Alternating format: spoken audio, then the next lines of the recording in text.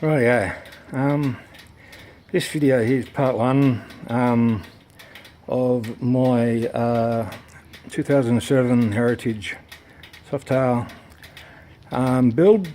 It has taken me now 5 months and 3 weeks, and I am completed, and it's my daily rider now, and I've got to say it rides really well, and I'm very happy with the outcome of the whole bike.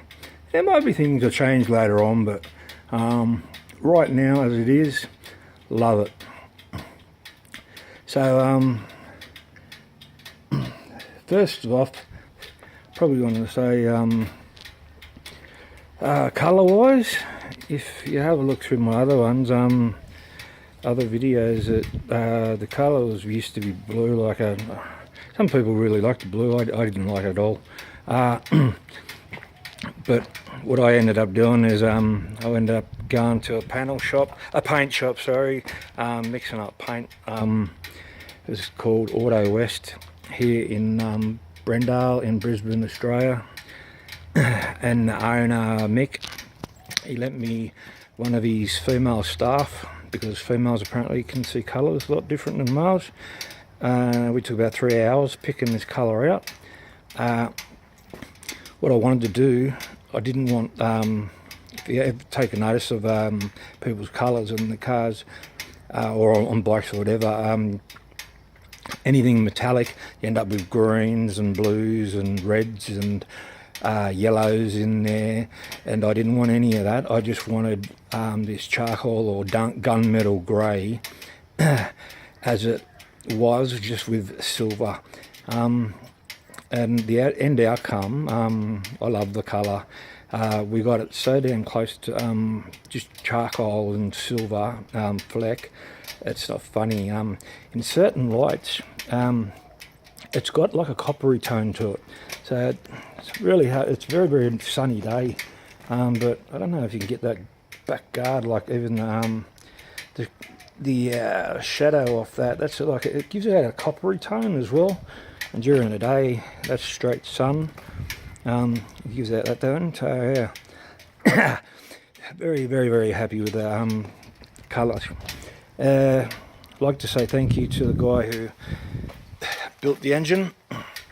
It's 96 cube. He blueprinted the engine.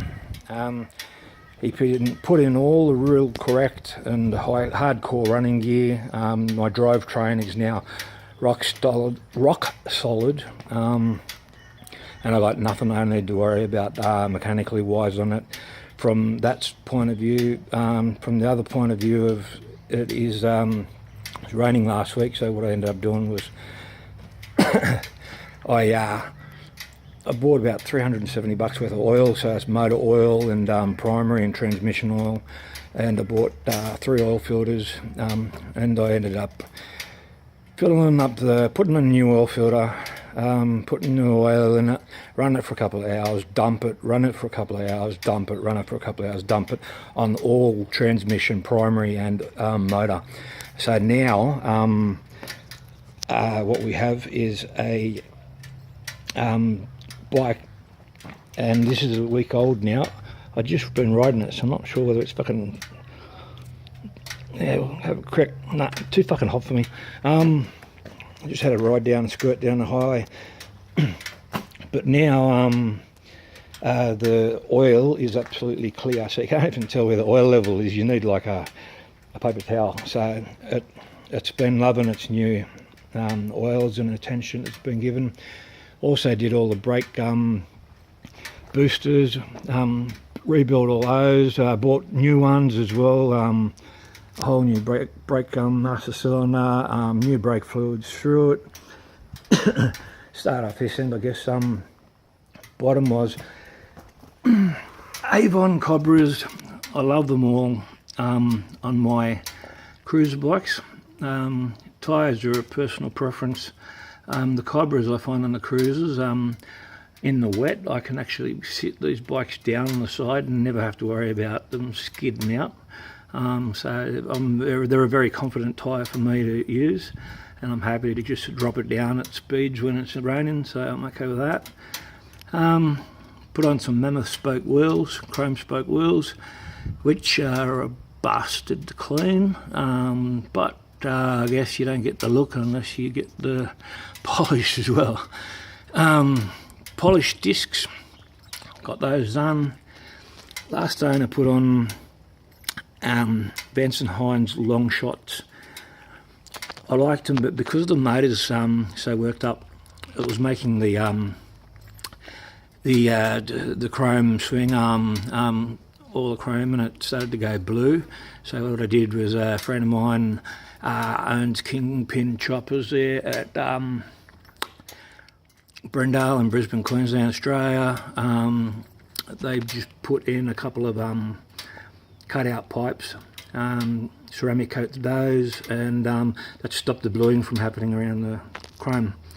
And then these little things, they're just for show, cheap, from eBay. Can't remember how much they were, probably $20, but I like the look of them. As you go around, every single nut and bolt almost in this too, I've made sure I've put all the little chrome covers on them, so they're all sort of blocked off, so you don't see the bolts. You'll see the just the nice chrome nuts on them. And putting your K&N filter on it, and geez, she breathes really well now, and goes like a rocket.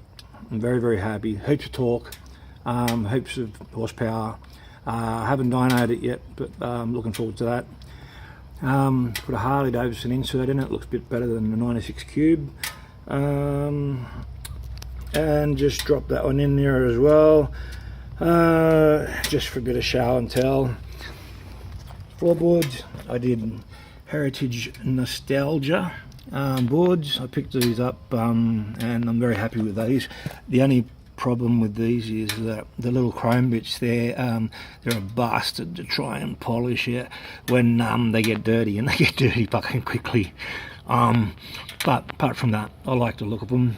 I cut the pedal down a bit so I can stick my foot out like that a bit further, so I can rest it there, or I can rest it there on highway bars. I never thought I'd get highway bars or crash bars, whatever you're going to call them, but I saw a bike with these type, I think they were called moustache bars or something like that. So these bars, and bought a set of these, and I'm really happy with them actually. They don't make the bike look like an old man's bike, or they don't look like children's learner bike. So yeah, happy with that. Out front here, powder coated front end, top end, chromed forks down the bottom. Made mine shop again, Kingpin Choppers. Did some billet aluminium spokes for me to cover up those nuts. The mammoth wheels again, busted to clean. I put a FLSTC because it is an FLSTC. It is an I on the end of it, but I didn't want to put the I down there for some fucking reason. And basically, as I come around here,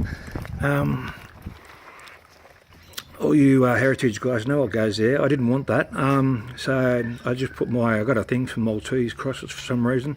Just popped down on the fender there, and I think it looks pretty honky-dory. And what I might do is I might stop the video there, and I'll restart it, part 2, because I got no fucking idea how to edit and shit. So I'll see you in the next part.